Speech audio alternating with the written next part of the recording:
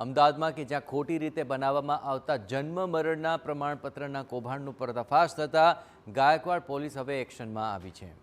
Ahmedabad municipal કોર્પોરેશનમાં ખોટી રીતે જન્મ મરણના પ્રમાણપત્ર મેળવવા માટે બનાવટી કોર્ટના હુકમો રજૂ થયાની માહિતી મળ્યા બાદ ગાયકવાડ હવેલી પોલીસ એક્શનમાં આવી અને વર્ષ 2025ના 238 જેટલા કોર્ટના હુકમોની તપાસ કરતા 9 હુકમો બનાવટી હોવાનું સામે આવ્યું। આ હુકમોને આધારે મરણનું બનાવટી પ્રમાણપત્ર પણ બનાવવામાં આવ્યું હોવાનો ખુલાસો થયો।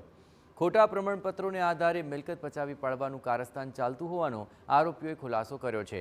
સાથે જ એક બનાવટી પ્રમાણપત્ર માટે વકીલને 50,000 ચૂકવવામાં આવતા હોવાનું પણ પ્રારંભિક તપાસમાં સામે આવ્યું। પોલીસે નકલી પ્રમાણપત્રો બનાવનાર 3 આરોપીઓની ધરપકડ કરી વધુ કાર્યવાહી હાથ ધરી। આ અગાઉ એક વકીલની પણ કોર્ટના ખોટા હુકમ બનાવવાના કેસમાં ધરપકડ કરવામાં આવી હતી।